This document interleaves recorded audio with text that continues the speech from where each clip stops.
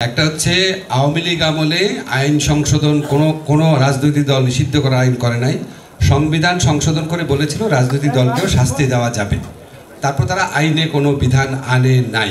রাষ্ট্রের প্রতিষ্ঠান নির্মাণের প্রস্তাব নিয়ে আমাদের কাছে কেউ আসে না, আমাদের কাছে কেউ এসে বলে নাই পাবলিক প্রসিকিউশন সার্ভিসকে এরকম করেন, বিচার বিভাগের ইন্ডিপেন্ডেন্সের জন্য এরকম করেন।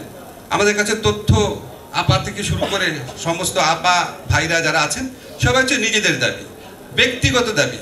মন্ত্রণালয় 30% সময় অন্তত যায় ব্যক্তিগত ইয়ে নিয়ে, সেই সবিস্তারে বলা শুরু করে আমি এই আমলে বঞ্চিত হয়েছি। আপনারা দেখছেন যে ইন্টারপোলের নোটিশ জারি করা হয়েছে শেখ হাসিনাকে ধরার জন্য, এটা স্বরাষ্ট্র মন্ত্রণালয় জারি করেছে, এটা আমরা প্রিপেয়ার করে দিয়েছি। এরকম এই অনেক কিছু গুম কমিশন দেখলেন, গুমের যে কনভেনশনটা আছে এটা আমরা র্যাটিফাই করলাম, র্যাটিফাই হয় পররাষ্ট্র মন্ত্রণালয়ের নামে, কিন্তু কাজটা আমরা করে দিয়েছি। অবশ্যই আমাদের সমালোচনা করবেন, কিন্তু কয়েকটা জিনিস প্লিজ একটু বিবেচনায় রেখেন।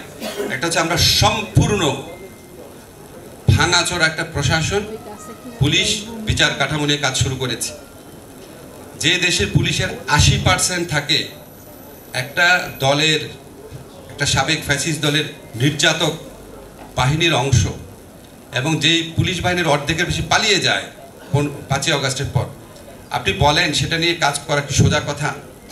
একটা প্রশাসন 15টা বছর যেখানে 80 থেকে 90% মানুষ ইনডক্ট্রিনেটেড হয়েছিল যে শেখ হাসিনাই ভালো, যা কিছু হোক না কেন, তাদেরকে নিয়ে কাজ করা সোজা জিনিস?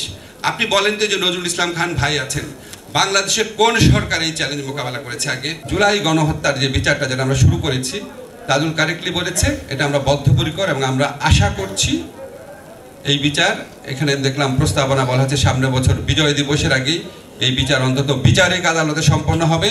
আমরা আগামী বিজয় দিবস গণহত্যাকারীদের শাস্তির রায় সেলিব্রেশনও করব এবং অন্যান্য সাকসেস উদযাপন করতে পারবে। পুলিশ 24 ঘন্টার মধ্যে ম্যাজিস্ট্রেটের কাছে সমস্ত নথি দিবে। ম্যাজিস্ট্রেটের কাছে যদি মনে হয় এই মামলা কোনো সারবত্তা নাই, তাহলে সাথে সাথে মামলা খারিজ করে দিবে, তদন্ত পর্যায়েও যাবে না। এরকম আমরা একটা রক্ষা কবচ সৃষ্টি করতে চেয়েছি, কিন্তু আমরা করে দিয়েছি। গুম বিরোধী কেউ করবে না, জামাতও করবে না, কেউই করবে না, আমরা কিন্তু করে দিয়েছি। আমরা কিন্তু গুম গঠনের কমিশন গঠন করে দিয়েছি, আগে কখনো হয় নাই। তুলি কমিশনের কাজের ভ্যালিডিটি প্রশ্ন করেছেন, তুলি একটা কথা বলেছেন ইন্টারেস্টিং, তুলি কিন্তু আমার বোনের মতো। আমরা রাজপথে বহুবার একসময় থেকেছি, এই সরকারে আসার সময় তুলির প্রোগ্রামে যাই নাই, কিন্তু এর আগে কোনোদিন যাই নাই এটা তুলি বলতে পারবে না। একজন গেলেও আমি গিয়েছি। এখন তুলি যখন বলার সময় একটা কথা বললো যে গুম যারা করছে তাদের তদন্ত পুলিশ করতে পারবে, ভ্যালিড কোশ্চেন। তুলিকে সামনে রেখে আমি প্রশ্ন করি, এই জন্য গুম কমিশনে সাবেক আর্মি অফিসার রাখার প্রস্তাব করা হয়েছিল, আর্মি অফিসার রাখা হয়েছিল। আর্মি অফিসারকে প্রশ্ন করতে পারবে, আর্মি অফিসার তো সবাই আর এই গুমের সাথে জড়িত ছিল না, বিশেষ করে সাবেক যারা।